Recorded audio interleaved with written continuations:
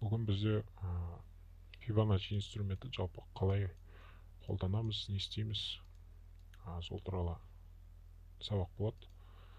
Жалпы мына TradingView'да мына жерге өтсеңіздер, мына коррекция по Fibonacci деп тұр. Соны таңдасаңыздар, сіздерде міне мынадай шығады. Жалпы мынау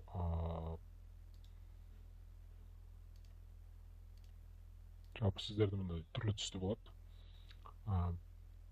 Енді кімге қалай ыңғайлы, осылай түрлі түсті болса да бола береді.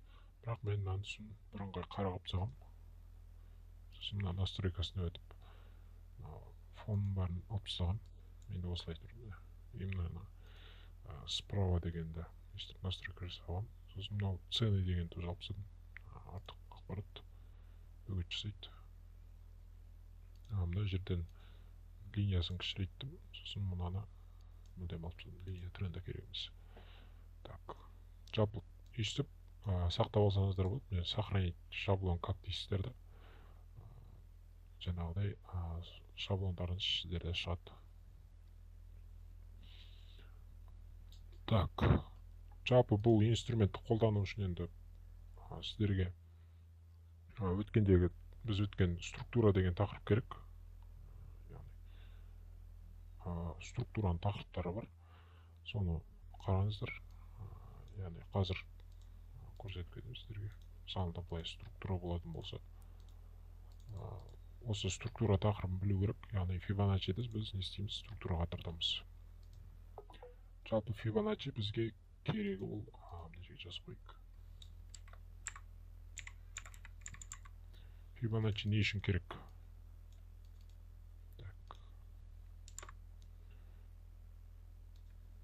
Fibonacci не үшін керек? Яғни ол бізге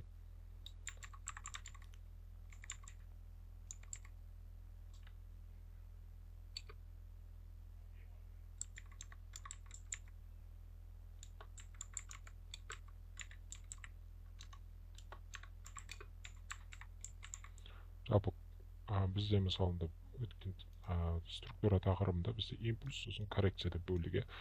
Сол мына коррекцияның қай деңгейде тоқтайтынын көрсету үшін, примерно аймақ болжау үшін. Сол үшін керек. Одан кейін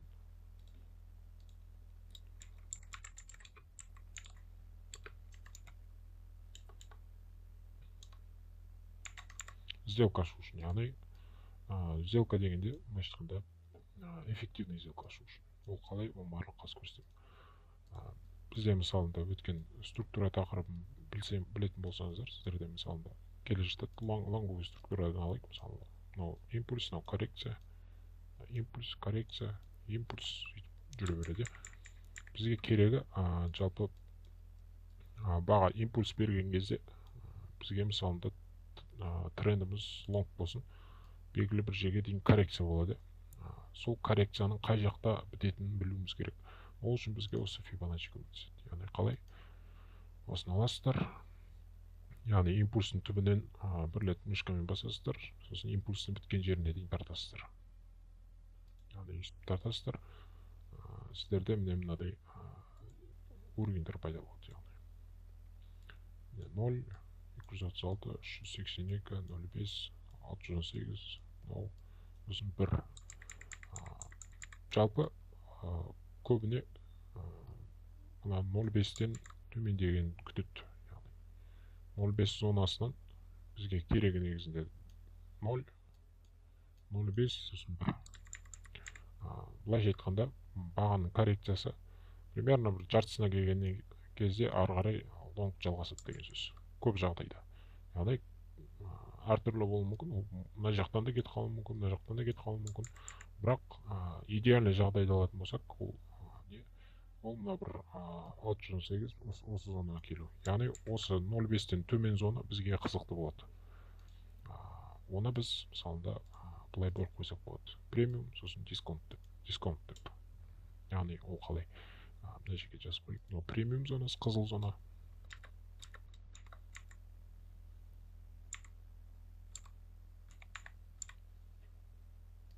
Так, мынау астыңыз дисконт.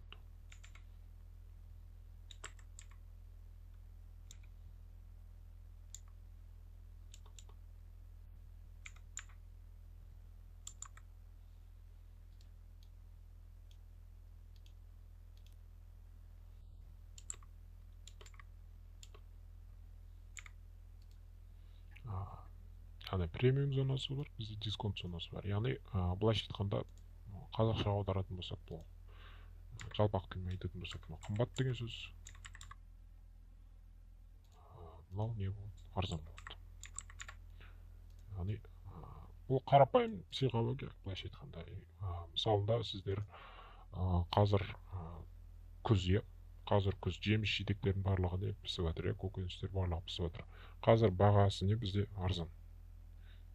Яғни біз қазір мына дисконт зонада тұрмыз деген сөз. Яғни баға мына жерде тұрғанда бәрі не істейді? Бәрі сатып алады. Психология қарапайым. Яғни баға жоғары қарай өскен кезде, мысалында қысқа қарай баға өседі. Сол қысқа қарай баға өскен кезде не болады? Баға қымбат дейді. Яғни ешкім қатты жаңағы осы күзбен салыстырғанда ешкім қатты ала қоймайды. Сезон бітеді. Баға өсіп кеткеннен кейін не істейді? Қайтадан не істейді? Көктемге қарай қайтадан коррекция береді. Не істейді? Тағы да келесі мына жерге тартсаңыздар, Фибоначчиді үстіп тартсаңыздар, баға не істейді? Қайтадан дисконт зонаға келеді. Яғни баға арзандайды деген сөз. Сол кезде не істейді? Жартысына арзандайды. Мысалында условно 400 теңге болса, мына жақта 200 теңге арзандайды. Яғни арзан болғандықтан не істейді? Баға сатып алғандықта баға бізде не істейді? Өседі. Яғни кез келген график сатып алушы мен сатушылардың былайша айтқанда күресі болғандықтан бұл жерде тура сондай психология. Яғни былайша айтқанда 0,5-тен мысалында сізге бір продукт бар, соның жартысы 50% скидка беріп тұр ғой сіздерге, былайша айтқанда дисконт зона. Сөйтіп еске сақтап алсаңыздар болады, 50% скидка беріп тұр, яғни осы 0,5-тен төменгі зона. Осы түсінікті ме сіздерге? Егер сұрақтарыңыз болса қойып алыңыздар.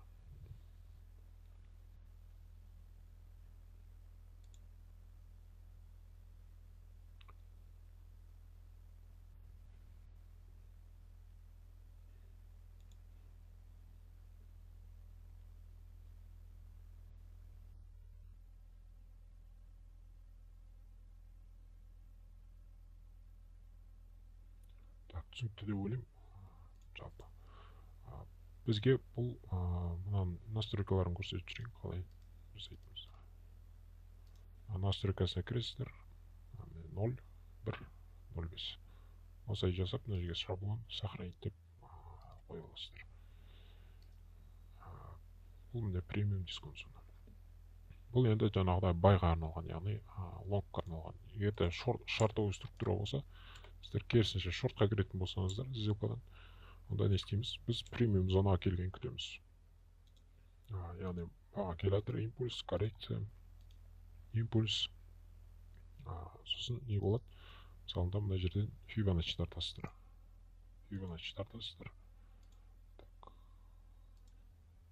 Осылай келатыр міне. Мынадан мысалында Фибоначчи тартып қойдыңыздар, мынамен мына аралығында. Осы аралықта яғни баға не істейді? Баға мына жерде бір имбаланс болуы мүмкін структурада. Немесе мына жерде ордер блок болуы мүмкін. Ордер блок кім сауда жасайтын болса. Тағысын тағы деген сияқты. Белгілі бір ликвидность болуы мүмкін. Біз не істейміз? Мысалында мына бір жақта бір имбаланс тұратын болса, ол имбаланстан емес, біз не істейміз? Бағаның оны өтіп, мына бір имбалансқа келген күтеміз, немесе мына ордер блокқа келген күтеміз. Яғни осы зоналардан бізге не болады? Тиімді болады, былайша айтқанда. Бізге шорт болғанда біз не істейміз? Сатамыз ғой. Бізге не керек? Бағаның қымбат болғаны керек. Сатқандықтан бізге бағаны өскенін күтеміз. Осы 0,5-тен жоғары қарай осы аймаққа келген күтеміз. Яғни мына жерден де алуға болады, әрине. Мына жерден де кетіп қалуы мүмкін. Бірақ көп жағдайда не істейді ол? Мынаны ребаланс жасайды. Былайша айтқанда мынаның бізде структура ғой, жартысы 50%-не толтырады, сосын барып қана не істейді? Өзінің шорт движениесін жалғастырады. Яғни кейбір кезде былай да болуы мүмкін. Яғни имбаланс ішіне келеді, вроде шортқа кетейін деп жатады да, бірақ қайтадан лонгқа кетеді. И сосын барып мына жақтан тест жасап барып, барлығын шешіп барып, сосын бірақ кетеді да шортқа қарай. яғни осындай жағдайдан кішкене мына жерде сделка алатын болсаңыздар кішкене байқап алу керек та. Немесе там бағаның жүрісін қарау керек, яғни қалай жүріп келе жатыр. Кіші таймфреймде структурасын қарау керек. Яғни мына жақтан шартовый кетіп баратып, кейін мына жерден лонговыйға ауысса, онда не істейсіздер? Там без убытокпен шығып кетсеңіздер болады, там нолға шығып кетесіздер. Сонымен сделкаларыңыз жақсы болады. Так, мынау шартовый структураға арналған. Бұл бізде жаңағы премиум дисконт.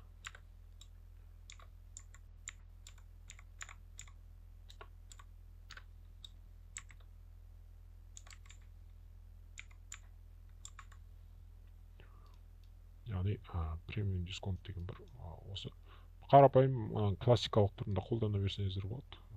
Одан қатты разница жоқ. Тарттыңыздар. Не көресіздер? Мына жерде де тура сол нәрсе. 0, міне 0,5, міне 1. Барлығы бір, просто мынау визуально әдемі болады. Настройкасын және көрсеттім. Соны қарап аласыздар. Так, енді мысалдармен көрсек.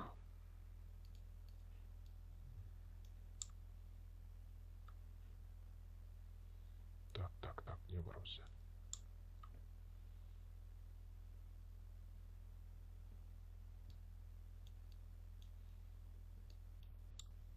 Мысалында мына жерде міне қараңыздар. Long структура келеді, мына жерден коррекция берді. Ары қарай мына коррекцияны мысалында бітуін қайдан білеміз біз? Мысалында біз Азияда тұрдық деп ойлайық. Яғни мынау бір коррекция басталады деп отыр. Енді сіздер не істейсіздер? Импульсын түбіне келесіздер. Мынаны аласыздар. Мынаны аласаңыздар болады осы. Енді осы 0,5 зонадағы не істейміз? Имбаланс барлығын белгілеп аламыз. Имбаланс бар. Так, тағы не бар бұл жерде? Мына жерде ликвидностьтер бар, екеуі. Мына жерде ордер блок бар мысалында. Соның барлығын не істейсіздер белгілеп аласыздар. Бағаны сол жаққа коррекция берген күтесіздер. Коррекция берді, имбалансқа келді, содан не істеді? Реакция алып отыр. Яғни мынау дисконт зонаға келді. Осы жерлерден примерно лонг қарасаңыздар болады. Яғни Азия сессиясы басталды, істеді лонг кетті қарай.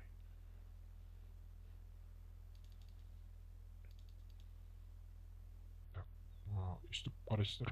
Осы бойынша сұрақтарыңыз бар ма?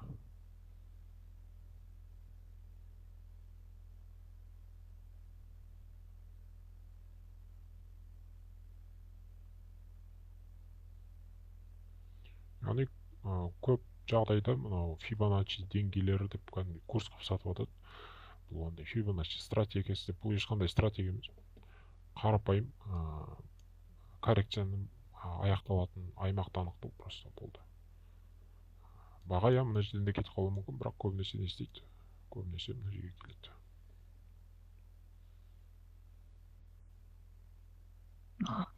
Fibonacci'de тартқанда мысалы бұның астында үстінде болады.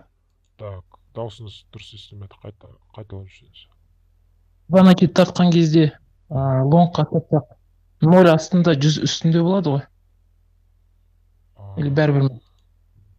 Елу кезінде бәрібір. Егер басқа деңгейлерді қарасам. Міне, салында қарапайым импульс басталатын жерін қарайсыз. Мына жерден басталады ғой. Импульстың басталатын жерін қарайсыз. Соған тарта саласыз, бітті. Мына жерден мысалында справа деп қойсаңыз, барлық көрініп тұрады.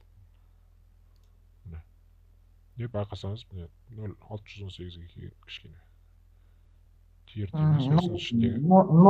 екен ғой сізде. Астынан үстіне тарта саласыз, болды. Ол жерде 0,1 деп қарамайсыз. Просто тарта саласыз. Жоқ, енді 50-50 десем, маған 0,1 деп қарамайым ғой. Егер мысалы беті 0,618 арасында. Бұларда жалпы мына сандар бар ғой, мына сандар қатты қай жерде сіздерге? Мынау сандар. Бұларды мүлдем алып тастаңыздар болады. Жаңағы тек қана 0, 0,5, 1 осы жетеді негізінде. Қатты бір қажет емес. Жалпы қазір OTE дегенді көрсетем. Солай қарасаңыздар да болады. Бірақ өз басым қатты қолдана қоймаймын. Жалпы осыны премиум дисконтты қолданамын арасында. Мысалы қатарынан екі имбаланс тұрса, қайсысы жақсырақ сіздерге? Төменгісі жақсырақ. Өйткені не? Өйткені 0,5 сомадан төмен тұр деген сөз. Сондай моменттер болмаса, атап былай именно мынаған тию керек, осыған тимесе мен сделка ашпаймын деген сөз жоқ. Просто примерно көру үшін болды. Жақсы. Рахмет. Так.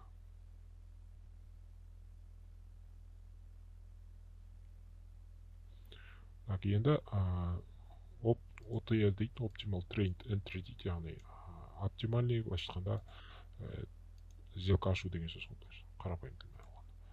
Яғни соның настройкаларын көрсетейін. Яғни сіздерге 0 керек. Оның бәрін алып тастайсыздар. Бірді қалдырасыздар. Мына жерге мына алып тастауға болады. Мына жерге 0,79. Сосын 0,62. И 0,705.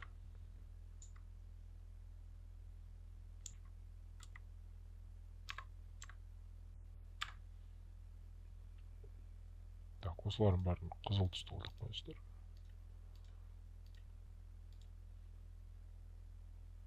Барлығы бар.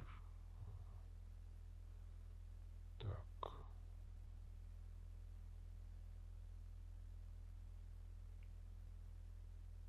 Алып тастайсыздар. Все. Сосын сохранить. Мысалы OTE деп қойсаңыздар болады. Естіп шаблонда. Яғни осының несін видеодан қарап аласыздар мынаны. Енді қазір скрин жасап алсаңыздар болады. Шаблон қандай сандарды қалдырып, қандайды алып тастау. Сол бойынша. Яғни OTE зона 0,62 жоқ қойды.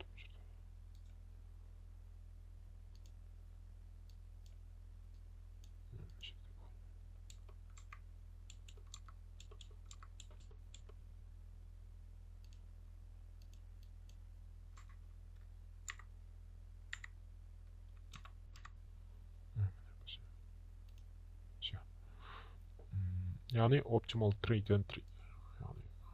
Сделка ашудың мына зонаға келгенде самый оптимальный нұсқасы деген сөз ғой.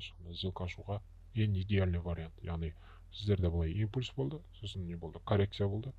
Коррекцияның ішінде, мысалы, мына жерде имбаланс тұр дейік. Сол имбаланстың ішіне келгенде не істейсіз? Локқа қарай сделка ашасыз. Осыны OTE зонасы дейді.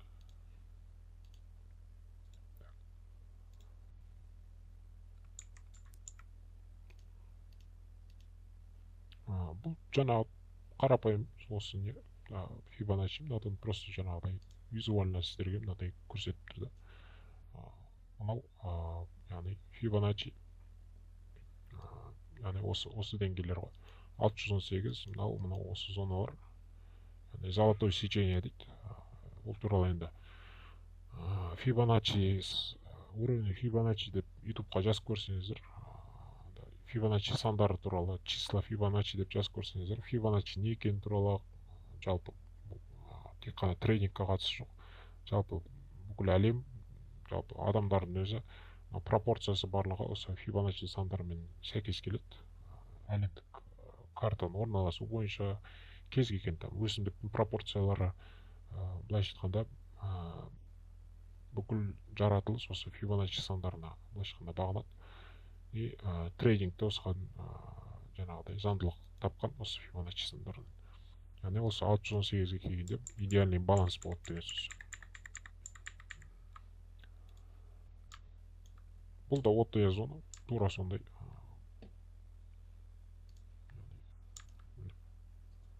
қарадыңыздар, яғни осы деңгейлерге келген кезде так сақталмай қалыпты.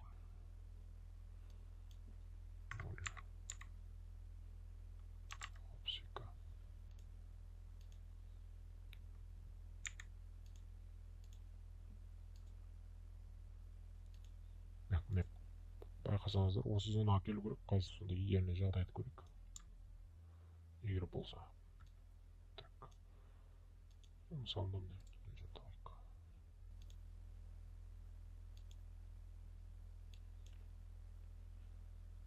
Яғни бізде лонговый структура басталып жатыр, мына жерден. Мына лонговый структура кетіп отыр. Енді мына коррекция қай жерден бітетінін көрейік. Ото яғни енді тартатын болсақ, Fibonacci'да. Идеально келіп тұр бұл жерге.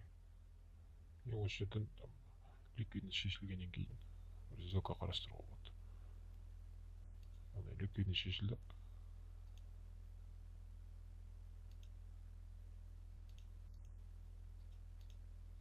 Ары қарай примерно осы зонадан не істеді, лонгқа кетті.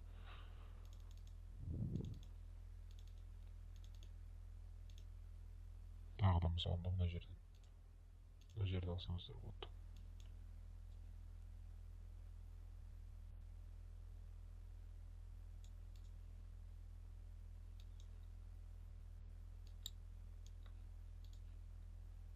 Импульс бар, коррекция бар, көрдіңіздер ме?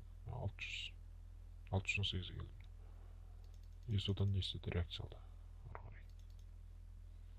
Енді мына жерге келді. Мына жақ қосымша ликвидность шешілді. Қосымша мына жерде имбаланс пайда болды. Осы имбаланста мысалы лонг қалсаңыздар болады. Яғни мынау скорее всего коррекция бітті деген сөз, мына жерден басталған коррекция. Сол үшін ғана керек бізге жалпы. Так.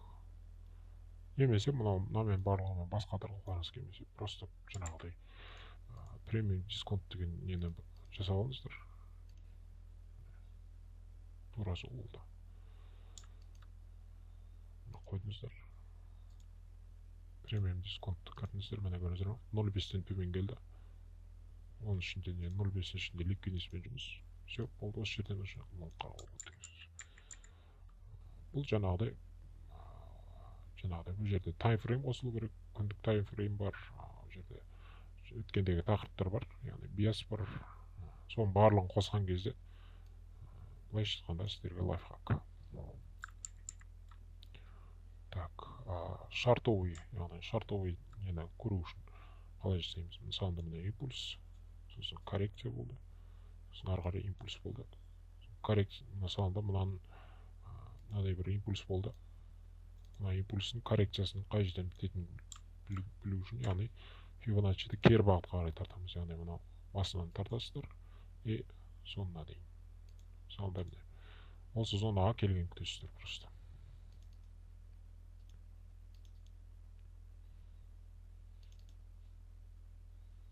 Мына жерде жетпеген, плюс-минус кеп тұрды.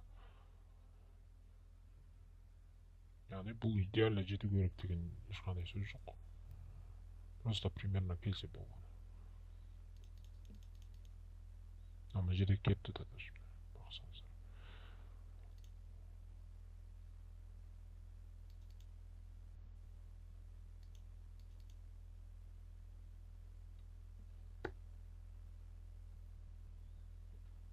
Так, басқа активтерден көрейік. Евро-доллар мысалында.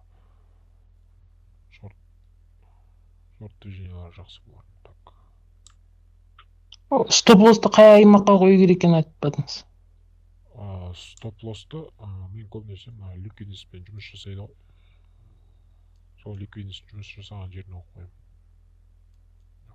Ликвидность снятие болады. Сол жерге қоямын.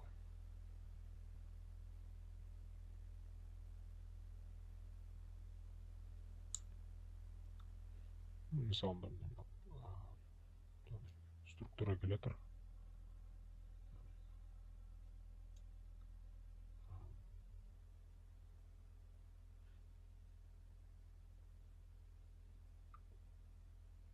Сонда мына жерден тартып көрсеңіздер болады.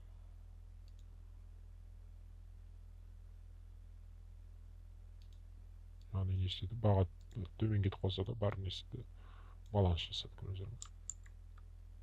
Мына зонаға келді. Яғни осы зонадан идеальный шорттар кетті көрдіңіздер ме? Немесе бұл да қарапайым жаңағы премиум дисконт қойсаңыздар болады işte. Яғни бағаның мына жақтан 0,5-тен жоғары жағын келген күту керек. И сол жақтан уже не істейсіз, шорт қарай бересіздер. Яғни мына бір жерлерден шорт қарауға болады, иә, бірақ мысалы мына жерден, бірақ кішкене бір жоғары қарай кетіп, бір ребаланс жасаған күтесіздер. И глобальный бір қараған кезде примерно осы жақтардан басталатын түсінесіздер. Осы зоналардан. Яғни мына жерде имбаланстар тұр, мына жерде имбаланстар тұр. Осылардың тестінен уже іште ликвидностьпен жұмыс жасау мүмкін. Содан сделка аласыздар. Так, сұрақтар болса.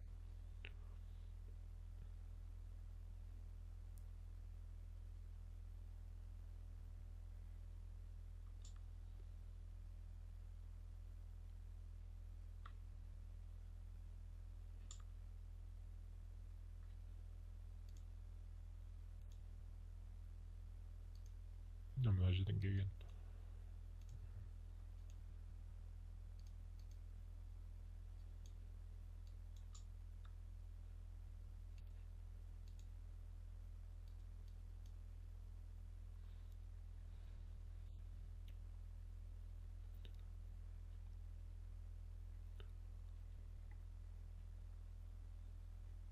Так, сұрақтар бар ма?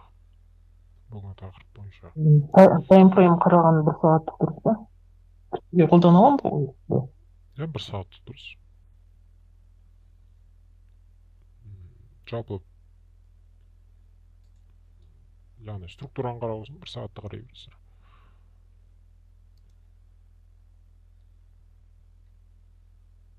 Он бес минут. Сессия маңызды емес, иә?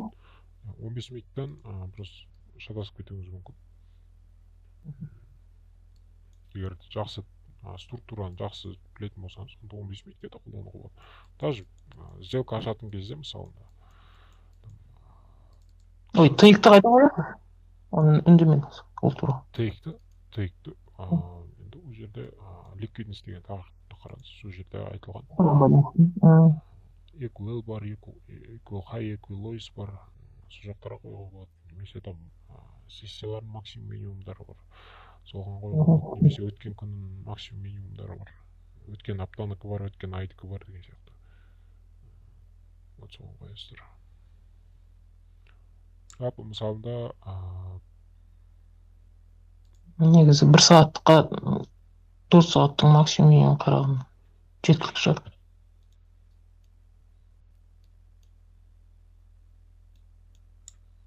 жалпы сделка ашқанда да негізінен қолдануға болады. Fibonacci OT зонаны, бірақ енді қатты керек деп ойламаймын. Онда да қолданып көруге болады.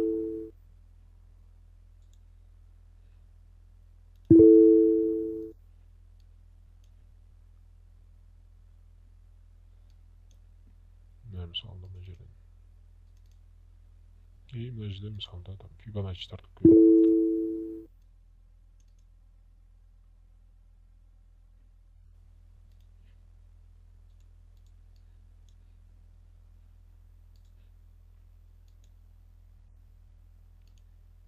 Яғни осына имбаланс еді.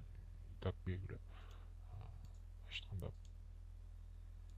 мына OT-ны қолдансаңыздар болады. Міне, мысалында мына бір зонаға келгенде сделка ашып көруге болады. Яғни бұл жерде енді 5 тесте кетеді. Жалпы.